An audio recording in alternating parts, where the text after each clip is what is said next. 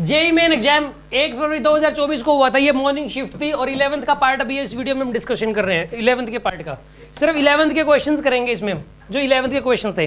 12th के questions को हम स्किप कर देंगे थोड़ा सा बता के, ठीक है। देखिए, the dimensions of the angular impulse is equal to angular impulse. सबसे पहली बात तो आपको ये पता होना चाहिए कि यार ये बताइए आप, इंपल्स क्या होता है? इंपल्स चेंज इन मोमेंटम होता है ना। इंपल्स होता है चेंज इन लीनियर मोमेंटम होता है। एंगुलर इंपल्स होता है change in angular momentum, change in angular momentum होता है। तो एंगुलर मोमेंटम की जो डायमेंशन है और चेंज इन एंगुलर मोमेंटम की डायमेंशन तो सेम ही होगी। वेलोसिटी की या फिर चेंज इन वेलोसिटी डायमेंशन क्या होती है? सेम। इंटरनल एनर्जी या फिर चेंज इन इंटरनल एनर्जी की डायमेंशन क्या होती है? सेम, ठीक है। तो इसी प्रकार एक्सेलरेशन या फिर चेंज इन एक्सेलरेशन की डायमेंशन क्या होगी? सेम। इसी प्रकार मतलब एंगुलर मोमेंटम या फिर चेंज इन एंगुलर मोमेंटम, दोनों की डायमेंशन क्या होती है? सेम। और याद रखिए कि जो एंगुलर इंपल्स होता है वो किसके बराबर होगा? चेंज इन एंगुलर मोमेंटम के। तो एंगुलर मोमेंटम क्या होता है बताइए? एंगुलर मोमेंटम का फॉर्मूला एमवीआर होता है। मास की डायमेंशन पुट कर दो, वेलोसिटी की पुट कर दो, आर की डायमेंशन पुट कर दो, आंसर आ जाएगा आपके पास एमवीआर। यहाँ से आंसर आ जाएगा आपके पास, ठीक है सर। ये आसान था क्वेश्चन, देखते ही होने वाला था। कितनी देर का क्वेश्चन था बताइए? ठीक है, गुड। सुना बाप, इसमें आपको हल्का सा दिमाग लगाना था। अलग information on increasing the temperature the elasticity of the material. यार सुनो, elasticity of the Young's modulus क्या होता है? Young's modulus. यंग्स मॉडुलस के बारे में मैंने आपको ये बताया था कि किसी पे डिपेंड नहीं करता। Property of the material, property of the material पे डिपेंड करता है। प्रॉपर्टी ऑफ द मटेरियल पे डिपेंड करता है। लेकिन ये कह रहा है कि अगर हम इसको गर्म कर दें तो क्या होगा? यार गर्म करने से प्रॉपर्टी ऑफ मटेरियल चेंज हो जा रही है। मतलब जो स्टील है, मतलब स्टील को गर्म करोगे तो वो स्टील पहले जैसा स्टील नहीं है, वो सॉफ्ट हो जाएगा, उसको खींचना आसान हो जाएगा, उसको खींचना आसान हो जाता है। एक बात बताइए, चलो एक बात बताओ कि यार अगर लोहे की रोड है, लोहे की रोड को आपको खींच के लंबा करना है तो क्या तरीका है? वो सीधी तो नहीं खींचेगी, आप उसको बिल्कुल गर्म कर दो, बिल्कुल गर्म कर दो, वो सॉफ्ट हो जाएगी। और गर्म करके खींचो आप। समझ में आ रही है बात आपको? कोई भी मेटल गर्म करने से सॉफ्ट हो जाता है, आपको पता ही है इस बात का। जैसे गोल्ड होता है, गोल्ड को अगर आप पिघला दो, या जैसे चांदी होती है, सिल्वर को क्या किया जाता है? पिघलाया जाता है, ठीक है। तो उसको पिघला के और फिर वो तुरंत मतलब वो सॉफ्ट हो जाता है। वो जितना ज़्यादा टेम्परेचर दोगे उतना ज़्यादा पिघल जाएगा वो। तो यहाँ पे वो लिक्विड फॉर्मेट में भी आ जाता है। तो अब एक बात बताइए आप, इसकी प्रॉपर्टी बदल जाती है। तो एक बात बताइए, वाई क्या होता है बताइए? स्ट्रेस बाय स्ट्रेन होता है। एक तो रोड को थोड़ा सा गर्म कर दिया, फोर्स तो आप उतना ही लगा रहे हो गर्म रोड को। एक तो ठंडी रोड के ऊपर फोर्स लगा रहे हो, F/A आएगा, स्ट्रेस तो उतना ही रहेगा। स्ट्रेन की बात, क्योंकि एरिया उतना ही है, फोर्स उतना ही है। ये क्या होता है? डेल्टा L/L भी उतना ही रहेगा। डेल्टा L की वैल्यू पे फर्क पड़ेगा। तो डेल्टा L अगर बढ़ जाएगा, ये देखो डिनोमिनेटर डेल्टा L बढ़ जाएगा तो ये डिनोमिनेटर बढ़ गया तो ओवरऑल क्या हो जाएगा? घट जाएगा। तो y घट जाता है, याद रखिए आप इस बात को। y घट जाता है गर्म करने पर। गर्म करने पे y क्यों घटा? ये एक अलग इन्फॉर्मेशन है, इन्फॉर्मेशन बेस्ड था। थोड़ा सा आपको खुद माइंड लगाना था इसके अंदर कि मैंने ये जरूर कहा था आपको कि ये डायमेंशंस पे डिपेंड नहीं करता, एरिया पे नहीं डिपेंड करता, लेंथ पे डिपेंड नहीं करता, ठीक है ना। कितना फोर्स आप अप्लाई कर रहे हो इस पे डिपेंड नहीं करता। डिपेंड किस पे करता है वो बताइए? लेकिन टेम्परेचर अगर गर्म है तो टेम्परेचर पे तो फर्क पड़ेगा। यंग्स मॉडुलस कोई कहते हैं ना, यंग्स मॉडुलस कैसे चेंज हो सकता है? तो टेम्परेचर को चेंज होकर कर सकता है, क्योंकि गर्म चीज़ है। गर्म चीज़ को अगर आप खींचते हो, गर्म चीज़ को अगर आप खींचोगे तो उस केस के अंदर क्या होगा? गर्म चीज़ को खींचने में बताइए वो जल्दी खींच जाएगी, ज़्यादा डेल्टा L का चेंज ज़्यादा आएगा। और डेल्टा L का ज़्यादा चेंज, L तो उतना ही है, और डेल्टा L का चेंज ज़्यादा आएगा। और डेल्टा L का चेंज ज़्यादा आएगा तो डिनोमिनेटर बढ़ गया, तो y की वैल्यू क्या होगी उस केस के अंदर? घट गई। आगे बात समझ में आपको? ये कोई शक हो तो बताओ इस केस के अंदर। इन्फॉर्मेशन बेस्ड क्वेश्चन था, जिसका जो माइंड है अगर वो काम कर गया। हालांकि इसके अंदर ज़्यादा प्रोबेबिलिटी बच्चे की ये टिक मार्क करने की है, क्योंकि दिमाग में ऐसे बहुत बार आ चुका होता है, सैकड़ों क्वेश्चन आ चुके होते हैं कि वाई सिर्फ मटेरियल किसी पे डिपेंड नहीं करता, वाई किसी पे डिपेंड नहीं करता, वाई किसी पे डिपेंड नहीं करता। हालांकि किसी पे का मतलब क्या है? लेंथ पे, क्रॉस सेक्शनल एरिया पे, अप्लाइड फोर्स पे, इन पे डिपेंड नहीं करता। समझ आ रही है बात आपको? तो ये यहाँ पर ये मिस्टेक हो सकती थी इस वाले क्वेश्चन के अंदर। अब सुनो अगली बात,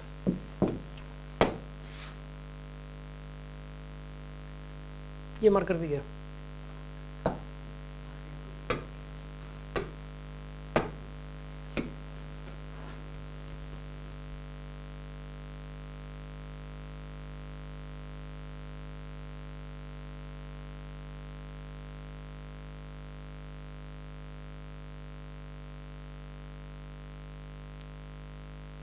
Determine the lowest energy of the photon emitted in the Balmer series of hydrogen atom। यार ये 12th का क्वेश्चन है। अगेन इसका ना मैंने बच्चों को रिजल्ट मैंने ना एक हमेशा हर साल में एनर्जी लेवल डायग्राम याद करवाता हूँ। एक एनर्जी, ये सब सोल्व करने की जरूरत नहीं है। क्लास में ना 10 वैल्यूज याद कराई जाती हैं, कि हाइड्रोजन के अंदर जो 4 सेल्स हैं, पहली सेल की एनर्जी होती है -13.6, दूसरी सेल की एनर्जी -3.4, तीसरी की -1.5, चौथी की होती है -0.85।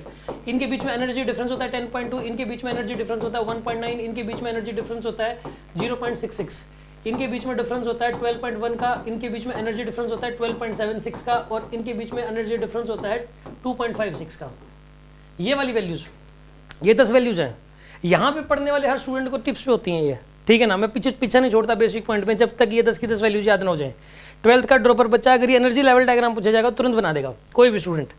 तो इसके अंदर इसने ये बोला था कि इनके बीच का एनर्जी डिफरेंस बताओ, ये 1.9 आता है आंसर। इन द सेकंड और थर्ड के बीच का एनर्जी डिफरेंस बताओ, तो क्या आंसर आना चाहिए 1.9, तो ये 1.88, आंसर तुरंत मैच हो जाएगा इसके अंदर।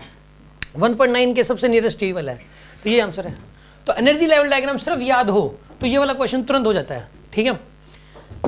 अब सुनो अगली बात, इसके अंदर जो है ना D Broglie wavelength of the proton lambda and that of the alpha particle, वो एनर्जी लेवल डायग्राम आया कहाँ से, वो चीज़ तो होती है। अगर बच्चा भूल जाए तो उसको फाइंड आउट कर सकता है, वो खुद निकाल सकता है। उसको निकालने कैसे वो चीज़ भी अच्छे से समझाई गई थी इसमें, बट फाइनली तो याद करने से काम चलेगा, क्योंकि वो उसी टाइम निकालने लग गए तो आधी मिनट तो एक्स्ट्रा कम से कम लगेगी उसके अंदर, ठीक है। The de Broglie wavelength of the proton is lambda and that of an alpha particle is 2 lambda, the ratio of the velocity of the proton to that of the alpha particle. यार सुनो, कोई बात नहीं, यार सुनो, ये वाला question भी अगेन 12th का यार, एक lambda is equals to h, de Broglie wavelength होती है h/p, इससे वाला ये वाला क्वेश्चन तुरंत हो जाएगा, इसे 12th का क्वेश्चन था ये वाला। अब सुनो अगली बात, ये देखो इसका क्वेश्चन फिर से आ गया इंटरनल एनर्जी का।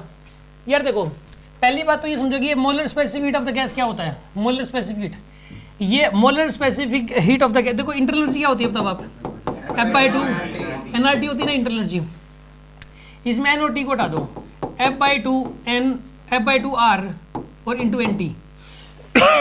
ये वाली जो चीज़ है ना, ये वाली चीज़ F/2 R, ये जो लिख रखा है F/2 R, इसको क्या बोलते हैं, molar specific heat of the gas. F/2 R क्या बोलते हैं, मोलर स्पेसिफिक हीट भी बोलते हैं इसको, ठीक है ना, molar specific heat of the gas बोलते हैं एट कॉन्स्टेंट वॉल्यूम। CV भी बोल सकते हो आप इसको, ये CV होता है, आपने केमिस्ट्री में पढ़ा हुआ CP/CV कुछ, तो ये CV बेसिकली यही होता है, ठीक है ना। अब सुनो F/2 R की वैल्यू बतानी है आपको, इसके अंदर फॉर द, ये क्या पूछा, molar specific for the constant volume of the mixture shall be, तो इसको कैसे करें, सुनो आप, F/2 R की वैल्यू आपसे पूछी गई है। अब ये वाला जो क्वेश्चन है ना, इस क्वेश्चन से ये पता लग जाता है कि ये molar specific of the gas off the क्या होता है। अगर ये ना पता हो तो ये क्वेश्चन नहीं हो पाएगा, इसको बोलते हैं, बस ये चीज़ पता होनी चाहिए। अब ये वाला क्वेश्चन हो जाएगा सॉल्व, देखो करते हैं। 2 मोल है ना मोनोएटॉमिक गैस का, मोनोएटॉमिक गैस का 2 मोल है, तो 2 मोल है तो यार F/2 इंटरनल एनर्जी लिखो, इंटरनल एनर्जी 3/2, N की वैल्यू कितनी हो जाएगी 2R, T की टेम्परेचर T हो जाएगा प्लस में, दूसरे वाले का बताओ, नहीं डिग्री ऑफ फ्रीडम होती 5, 5/2 6RT इज इक्वल्स टू, फिर क्या लिखोगे बताइए आप, फिर ना क्या कह रहे हो, हाँ F/2 R ये हो जाएगा, तो NT number of moles total कितने हो जाएंगे पूरे सैंपल का, नंबर ऑफ मोल्स 8 और टेम्परेचर T रहेगा। तो इसको सोल्व करो आप, ये F/2 R है ना, इसकी वैल्यू बतानी है, जो ब्रैकेट में बंद है इसकी वैल्यू बतानी है आपको, बस समझ में आ रही है बात आपको। ये पूरे सैंपल की इंटरनल एनर्जी है, ये दोनों की अलग अलग लिख दी और ये पूरे सैंपल की लिख दी। इसको सोल्व कर लो, सोल्व करोगे तो T से T कैंसिल हो जाएगा, T से T कैंसिल, ठीक है ना। और F/2 R की वैल्यू यहाँ से कितनी निकल के आएगी बताइए आप, सोल्व कर लो यार, 2 से 2 कैंसिल, 2 3 6, कितना आएगा यहाँ पे 3R प्लस में 15R डिवाइड बाई 8, अभी आ जाएगा इसमें, डिवाइड बाई 8 आ जाएगा आंसर, यही वाला मैच करेगा। समझ में आ गई होगी बात आपको। इनके ना सॉल्यूशंस पे मत जाना, मतलब जो है ना अपने वाले तरीके से करना, ठीक है ना, मुश्किल नहीं लगेगा। इंटरनल एनर्जी का फॉर्मूला ही तो लगाना है बस, और कुछ भी नहीं करना था इसमें। मोलर हीट कैपेसिटी का मतलब क्या है, स्पेसिफिक हीट ऑफ द, इसका मतलब ये है, मैंने बोला कि F/2 R होता है, इसका मीनिंग क्या है, इसका फिजिकल परसेप्शन क्या है, ठीक है ना, बताता हूँ आपको मैं। क्वेश्चन मैंने अभी बताया कि F/2 internal energy of the gas क्या होती है, F/2 nRT NT ये होता है, ये internal energy of the gas होती है। एक्चुअल में ये क्या होता है कि N की वैल्यू अगर इंटरनल एनर्जी के अंदर, इंटरनल एनर्जी का फॉर्मूला था F/2 nRT था, इसके अंदर अगर मैं N की वैल्यू 1 मोल पुट कर दूं, N की वैल्यू क्या पुट कर दूं 1 मोल, और टेम्परेचर 1 केल्विन है, टेम्परेचर कितना है 1 केल्विन, या 1 केल्विन बढ़ा दूं सुनो आप, डेल्टा यू क्या होता है ये बताओ, डेल्टा यू क्या होता है, F/2 NR डेल्टा T।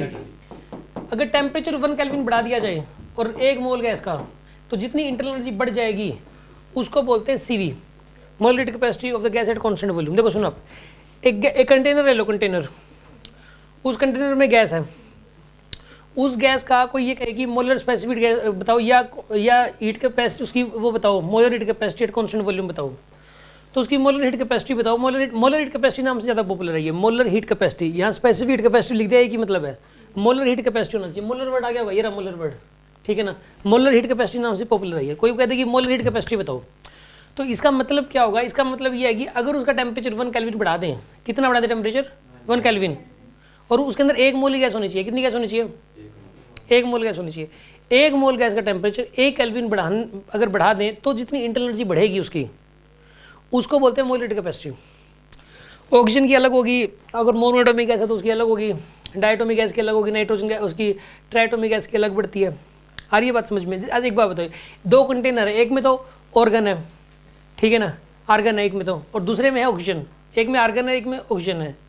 अगर उसका भी टेम्परेचर मैंने 1 केल्विन बढ़ाया, और दोनों में 1-1 मोल है, दोनों में 1-1 मोल है, इसका भी टेम्परेचर 1 केल्विन बढ़ाया, उसका टेम्परेचर भी 1 केल्विन बढ़ाया, तो जो इंटरनल एनर्जी में चेंज आएगा वो दोनों में अलग अलग आता है। तो दोनों का जो CV है वो अलग अलग होता है दोनों का।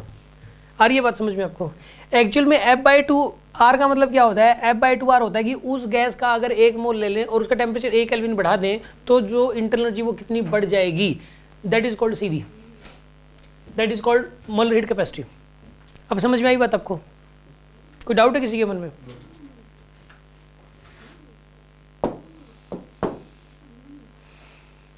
अब ये वाला क्वेश्चन है, सुनो आप यार, एक बात बताओ, एडियाबैटिक प्रोसेस में वर्क डन बाय गैस का फॉर्मूला किसी को याद है? NR delta T by gamma minus 1। इसमें ना डेल्टा T क्या चीज था? बिल्कुल, T इनिशियल माइनस में T फाइनल, ठीक है, अपॉन में गामा माइनस 1। इसका एक और फॉर्मूला था PV की टर्म्स में। देखो इसको ऐसा करो आप, NRT को क्या लिख सकते हो आप?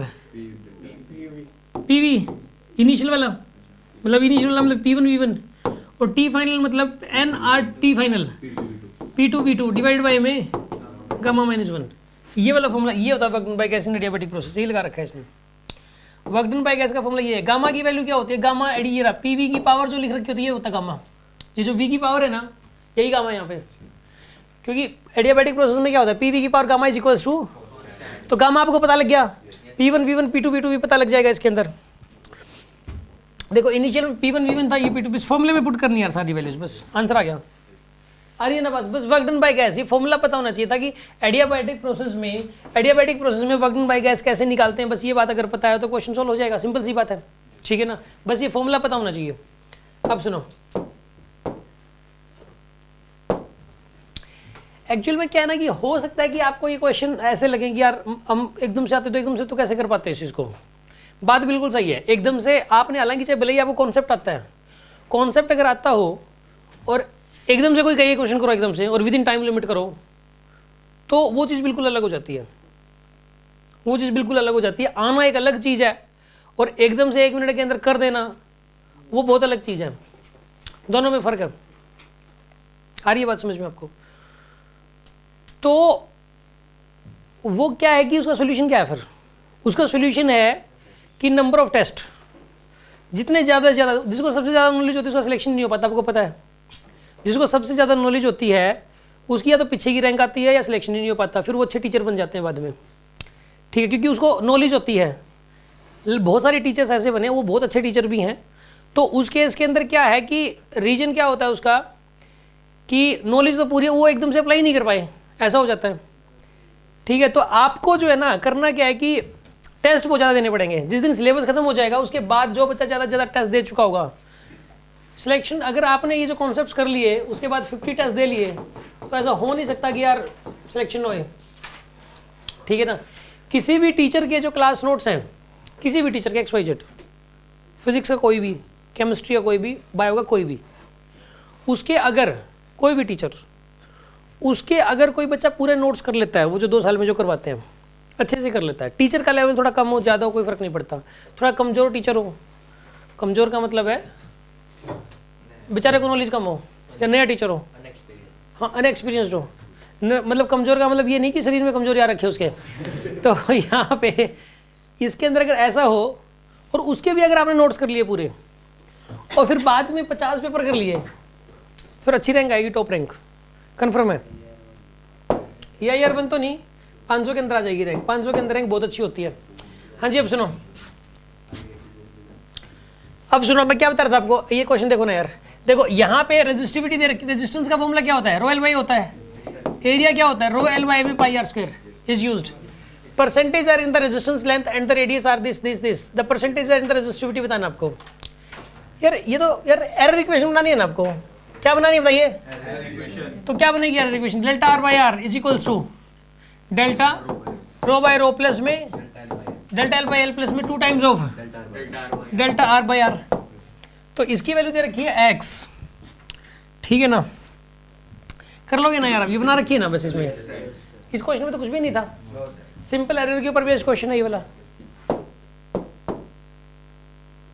ये अगेन उसका 12th के अंदर इलेक्ट्रोस्टैटिक्स का क्वेश्चन है, एक बेहद आसान क्वेश्चन है। 2 कैपेसिटर को जोड़ने वाले क्वेश्चंस मैंने बहुत कराए हैं कि 2 कैपेसिटर्स को आपस में जोड़ें तो क्या होगा, एनर्जी का लॉस कितना होगा।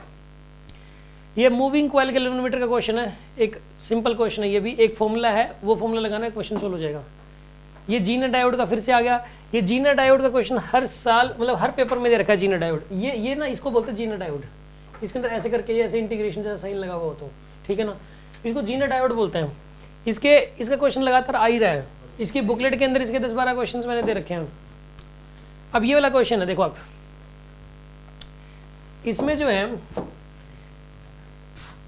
ये वाला क्वेश्चन दे रखा आपको, देखो आप, a particle is moving in a circle of radius R in time period T, radius कितना है इसका आर, एक चक्कर कितने टाइम में लगा रहा है, टी टाइम में, तो इसकी वेलोसिटी पता लग जाएगी, यहाँ से वेलोसिटी पता लग जाएगी। वेलोसिटी कितनी होती है बताइए, वेलोसिटी 2 पाई आर बाई में टी, ये हो जाएगी ना इसकी वेलोसिटी, 2 पाई आर की डिस्टेंस ट्रैवल की और टी टाइम में ट्रैवल की, तो 2 पाई आर बाई टी आ जाएगी इसकी वेलोसिटी। अब ये कह रहा है कि अगर इसी वेलोसिटी से थीटा एंगल से फेंक दिया जाए और मैक्सिमम हाइट अगर 4 आ रहा है तो थीटा की वैल्यू बताओ इसके अंदर क्या हो जाएगी, ठीक है ना। अब प्रोजेक्ट का क्वेश्चन बन गया, प्रोजेक्टाइल में यू दे दिया आपको, ये इनिशियल वेलोसिटी दे दी, कितनी दे दी बताइए इनिशियल वेलोसिटी, ये वेलोसिटी देने का तरीका था इसका, इसको लगा कि प्रोजेक्टाइल क्वेश्चन देना है, लेकिन प्रोजेक्टाइल क्वेश्चन में इनिशियल वेलोसिटी तो आसान क्वेश्चन बन जाएगा, तो ऐसा करते हैं कि इनिशियल वेलोसिटी किसी और तरीके से दे देते हैं। इनिशियल वेलोसिटी इसने इस तरीके से दे दी कि बच्चों को ये फॉर्मूला भी पता हो कि 2 पाई आर की डिस्टेंस और डिवाइड बाय टाइम करने से उसकी वेलोसिटी आएगी, ये बात भी पता हो, मतलब ये चीज़ मिक्स करके सामने वाले ने थोड़ा क्वेश्चन को टफ बनाने की कोशिश की है, ठीक है। तो ये वेलोसिटी आ गई आपके पास, एंगल कितना है इसका बताइए, थीटा एंगल है। अब ये मैक्सिमम हाइट इस केस के अंदर कितनी दे रखी है आपको, 4 आर। आर क्या चीज़ है यहाँ पे, आर रेडियस है, ठीक है, आर तो इस सर्कल का रेडियस है। अब आपको बताना है क्या इस केस के अंदर थीटा की वैल्यू, एक काम करो मैक्सिमम हाइट का फॉर्मूला लगा दो, you square sine square theta by 2g, वही लगा रखा है, देखो you square sine square theta by, इसकी वैल्यू क्या लिख रखी है 4r, यू की वैल्यू लिख दी, ये वाली लिख दी, यू की वैल्यू सोल्व कर लिया जाएगी, थीटा की वैल्यू यहाँ से। सिंपल है यार ये वाला क्वेश्चन, सिर्फ आपको मैक्सिमम हाइट का फॉर्मूला पता होना चाहिए था और एक ये वाली बात पता होनी चाहिए, क्वेश्चन सॉल्व है। कोई डाउट है किसी के मन में? देखो अब ये वाला क्वेश्चन है लॉज ऑफ मोशन का, देखिए आप यहाँ पे म्यू की वैल्यू कितनी दे रखी है आपको 0.04। यार एक बात बताइए mg कितना लगेगा इसके ऊपर, mg 200 लगेगा, तो फ्रिक्शन कितना लग सकता है ज़्यादा से ज़्यादा, म्यू इंटू एन ना, 0.04 इंटू में 200, 8 न्यूटन का, 8 न्यूटन का फ्रिक्शन लग सकता है। नीचे क्या लग रहा है यहाँ पे 60 न्यूटन लग रहा है, इधर लगेगा 8 न्यूटन, इधर लगेगा 60 न्यूटन, तो 60 माइनस 8 52, टोटल नेट फोर्स कितना जाएगा 52, टोटल मास कितना हो जाएगा 26, आंसर कितना आएगा 2 आंसर आ गया, स्क्वायर आएगा यार, 2 मीटर पर सेकंड का आंसर। समझ में आ रही है ना बात आपको? आसान था यार क्वेश्चन तो, यानी कि लॉज ऑफ मोशन, जैसे क्या पता लग रहा है कि लॉज ऑफ मोशन के जो सिंपलेस्ट जो लॉज ऑफ मोशन जब भी पढ़ो इसका मतलब ये हुआ कि हमें जो इसके ऐसे क्वेश्चन है जो फॉर्मूला या सिंपल लॉजिक पे बेस्ड है वो उनकी प्रैक्टिस थोड़ी ज़्यादा करनी है, करने टफ क्वेश्चन भी हैं लेकिन उनकी क्या कह रहे हो, हाँ पुली वाले क्वेश्चन सब में पुली है वैसे लॉज ऑफ मोशन में तो, ठीक है, लगभग 90% क्वेश्चन से पुली है ही।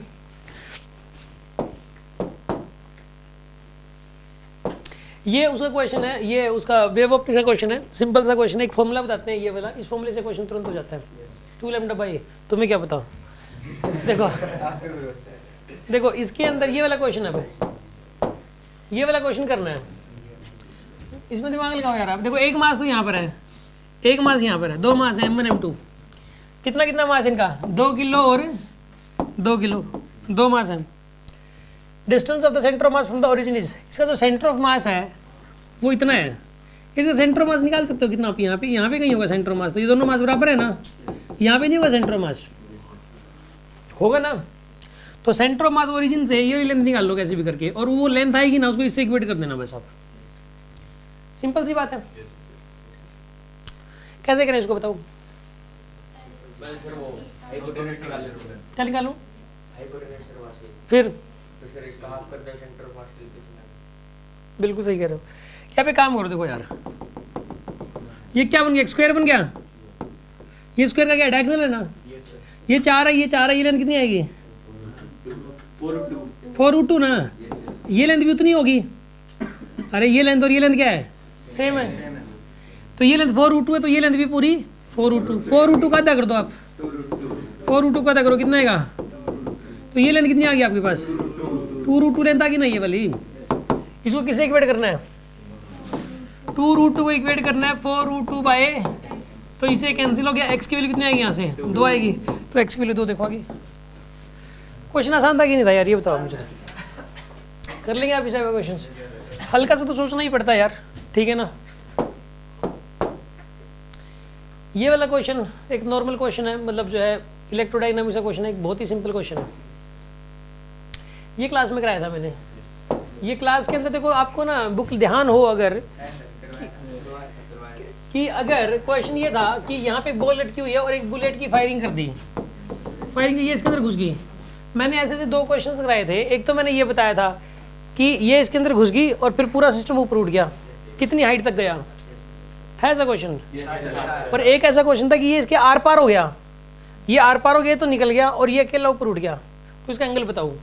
ये जब कॉलेज में पढ़ाया गया तो उसके जो लास्ट वाले क्वेश्चन थे उसके अंदर ऐसे क्वेश्चन कराए गए थे। एक ऐसा क्वेश्चन भी कराया गया था, एक स्प्रिंग है ये वाला, यहाँ एक ब्लॉक है और यहाँ से फायरिंग की गई, ठीक है, यहाँ से फायरिंग की गई और ये बुलेट इसके अंदर घुस गई, और फिर मैक्सिमम डिफॉर्मेशन बताओ कितना आएगा, एनर्जी का लॉस बताओ कितना आएगा, और कॉमन स्पीड कितनी हो जाएगी, ये तीनों बातें बताओ। ऐसा क्वेश्चन ये भी पेपर में आ सकता है, हो सकता है कल के पेपर में मिल जाएगी, कल तो है ही नहीं।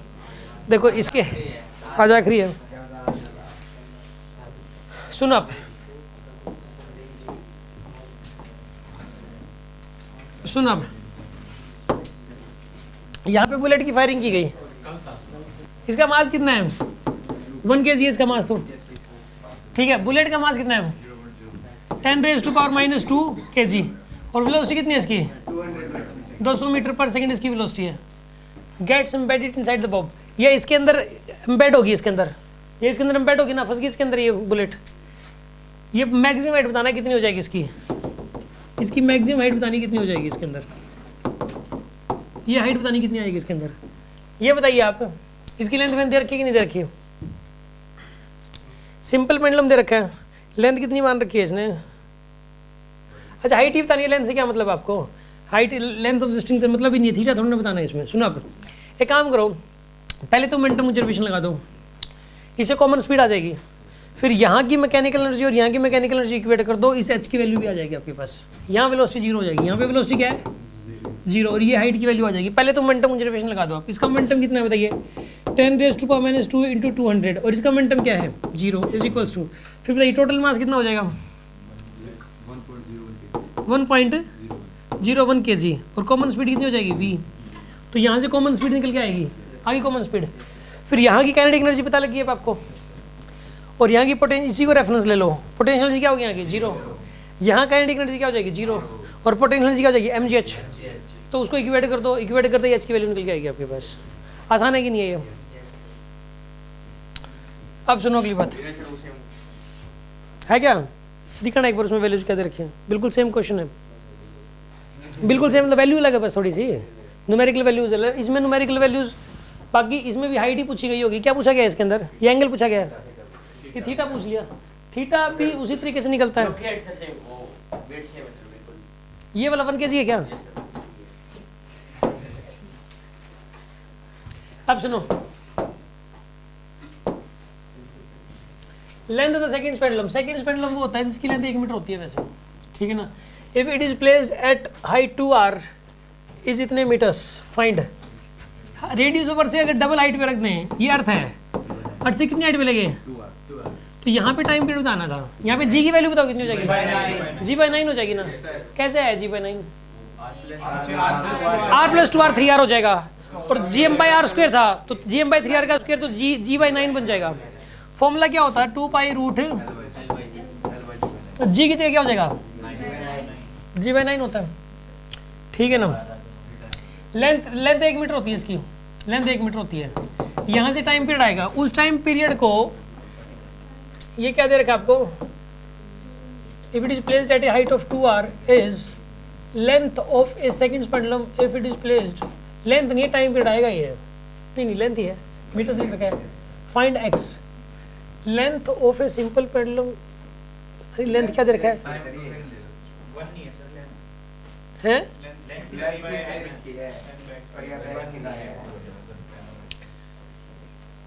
लेंथ तो 1 मीटर होती है।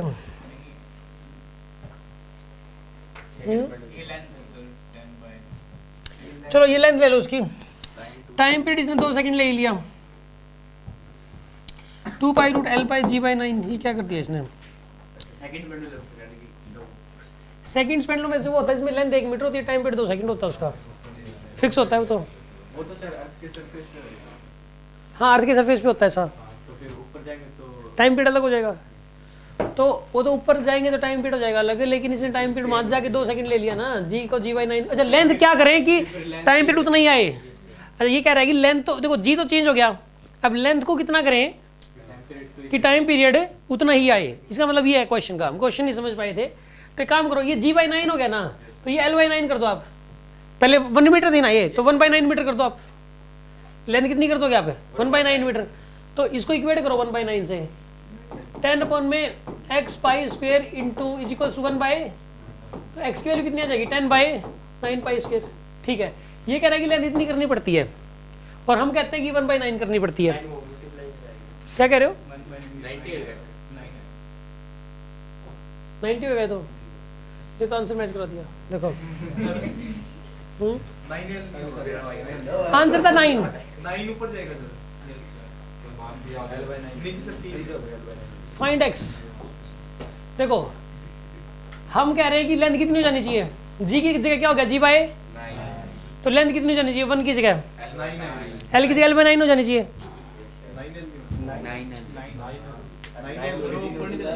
अबे ये 9 तो ऊपर चला जाएगा यार, ये 9 ऊपर नहीं चला जाएगा, 9 से 9 तभी तो कैंसिल होगा ना जब लेंथ L/9 हो, तो लेंथ कितनी होनी चाहिए L/9, L कितना था 1 मीटर था पहले ही, L कितना था 1 मीटर, तो ये कह रहा है कि इसकी लेंथ होगी इतनी 10 में क्या पाई x²,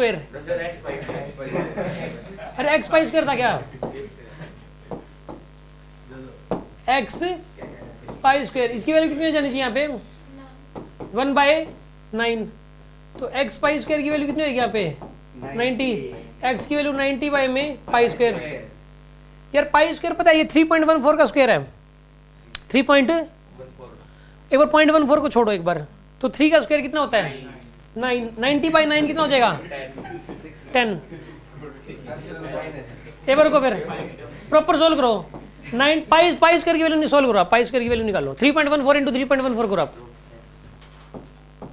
90 में करो आप, 3.14 इंटू 3.14 9.85, एक काम करो इसको लगभग 10 मान लो, कितना मानिए लगभग, तो आंसर कितना आ जाएगा 9, देखो आंसर इज 9, 9.1 आंसर आएगा, क्या हुआ अब वो क्या जबरदस्ती मैच कराया मैंने, यही आएगा ना, नहीं आपको क्या लगा जबरदस्ती मैच कराया, फिर ऐसे ही होएगा ये, और कोई तरीका भी नहीं है इसको करने का,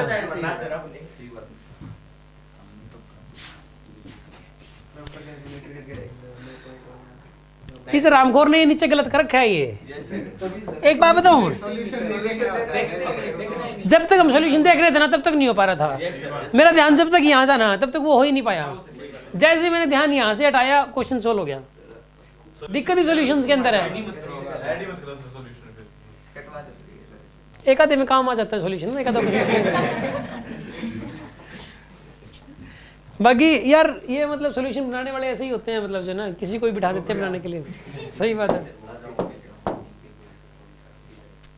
यार। कल एक फॉर्मूला बताया था उसमें 12th में R = R0 की पावर 1/3, उससे क्वेश्चन हो जाएगा ये वाला। एक कल भी आया था सेम क्वेश्चन, आज भी आया है। न्यूक्लियर फिजिक्स के बहुत आ रहे हैं। न्यूक्लियर फिजिक्स कंटिन्यूसली आ रहा है, मतलब जैसे न्यूक्लियर फिजिक्स के अंदर न्यूक्लियर फिजिक्स की जो बुकलेट बना रखी है ना वो इतनी खतरनाक है, कहीं से कैसा भी कोई भी क्वेश्चन आ जाए तुरंत सोल्व हो जाएगा। हाँ जी सुन आप, ये वाला आपको क्या समझ में आएगा। एक फॉर्मूला बताते हैं 1/√LC, ठीक है ना। ये फॉर्मूला अगर रेजोनेंट फ्रीक्वेंसी होती है, कई जगह लिखा हुआ है बुकलेट के अंदर, कई बार क्लास में सुन चुके हैं, उससे क्वेश्चन तुरंत सोल्व हो जाएगा ये वाला। अब एक ये वाला क्वेश्चन है, ये भी 12th का क्वेश्चन है। क्या होता है कि जो करंट होता है वो होता है चार्ज बाय टाइम, dq/dt होता है करंट। करंट क्या होता है, चार्ज बाय टाइम। तो dq हो जाएगा i/dt इंटीग्रल, मतलब i/dt हो जाएगा, दोनों तरफ इंटीग्रेशन कर दो। अगर करंट को टाइम के रिस्पेक्ट में इंटीग्रेट कर दो चार्ज आता है, बस ये बात पता होनी चाहिए। अगर चार्ज को टाइम के रिस्पेक्ट में डिफरेंशिएट कर दो तो करंट आता है, करंट को इंटीग्रेट करने से चार्ज आता है, बस ये बात पता होनी चाहिए। तो एक करंट दे रखा था आपको, इस करंट को क्या करना है आपको, इंटीग्रेट, और लिमिट डालनी है 1 से 2 तक। ये आप भी मतलब 11th का बच्चा भी कर सकता था इसको, क्योंकि करंट को इंटीग्रेट करने से चार्ज आता है, बस ये बात। जैसे कि आपको पता है वेलोसिटी को इंटीग्रेट करने से क्या आती है, डिस्प्लेसमेंट। डिस्प्लेसमेंट को डिफरेंशिएट करने से क्या आती है, वेलोसिटी। तो चार्ज को डिफरेंशिएट करने से आता है करंट, और करंट को इंटीग्रेट करने से क्या आता है, चार्ज। बस ये बात पता हो तो क्वेश्चन सोल्व हो जाएगा। मतलब सिर्फ डिफरेंशिएशन का ही तो क्वेश्चन है देखा जाए तो, ठीक है ना। डिफरेंशिएशन इंटीग्रेशन, हाँ जी हाँ कुछ और उस तरीके से कर रखा होगा। अपने वाले में तो कोई दिक्कत नहीं है, पिछले वाले से अपने को मतलब नहीं है। सही है सर, सही है क्या, चलो जो भी है, मतलब अपना करने का तरीका अलग था, अपना सही है बस। आप इसको सही करवाने के पीछे क्यों पड़े हो। आकाश की साइड है ये, बता दी बात। इसमें ना लेंस फॉर्मूला लगाना है बस यार। एक बताओ 10th क्लास में भी होता था लेंस फॉर्मूला, सिर्फ लेंस फॉर्मूला लगाओ क्वेश्चन सोल्व है, ठीक है ना। लेंस फॉर्मूला के अंदर एक ब्रह्मास्त्र है, ब्रह्मास्त्र एक कॉन्सेप्ट है, वो अपने ही बनाया है और कहीं नहीं है। वो कर लेने के बाद ये क्वेश्चन मन में सोल्व होना शुरू हो जाते हैं। मन में करने वाला क्वेश्चन था ये वाला।